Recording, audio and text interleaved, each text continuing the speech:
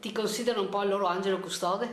No, neanche un eroe, niente, ho fatto quello che doveva essere fatto. Mostra al figlio i titoli dei notiziari online e i messaggi WhatsApp. È l'eroe del giorno, suo malgrado. Sì, perché Endris Borsato, 35 anni, originario di Trevignano, anche se vive con la famiglia a Volpago, ha fatto molto di più che accorgersi di un incendio e avvisare le forze dell'ordine o chi in casa ancora dormiva. Ha portato fuori di peso un'anziana che non era in grado di camminare, rischiando sulla sua pelle. Stavo andando a lavoro e ho visto questa casa che andava a fuoco e mi sono fermato a dare aiuto. Ho collegato che il fuoco era il piano terra, ho pensato che i proprietari non se ne fossero accorti perché stavano dormendo, infatti era così. Sono andato avanti, ho provato a chiamare e poi ho preso un bastone, un palo, non so, avevo trovato un arnese, ho colpito i balconi e lì sono usciti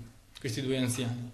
Sono usciti, poi è uscita una terza persona, una signora, e poi quando ero al telefono con i vigili del fuoco mi hanno detto che c'era questa signora anziana dentro che non riusciva a camminare, quindi sono entrato, l'ho preso in braccio, le ho parlato un attimo, le ho detto tranquilla, l'ho preso in braccio e l'ho portata fuori e l'ho portata al sicuro, basta. Poi nel frattempo sono arrivati i pompieri. Endris è entrato, malgrado al telefono i vigili del fuoco, per la sua incolumità, gli avessero sconsigliato di farlo. Il vigile del fuoco che parlavo quando ero in diretta, quando mi hanno detto che c'era questa disabile, mi aveva sconsigliato di entrare perché avevo paura, però ho visto che ce la potevo fare e quindi sono entrato e basta, è andata bene così. Il 35enne è convinto che senza il suo intervento gli occupanti della casa di Via Montello non ce l'avrebbero fatta. Dentro era buio, il fumo aveva invaso tutta la casa, quindi pochi minuti, anche perché dormivano e non sarebbero morti soffocati senza accorgersene.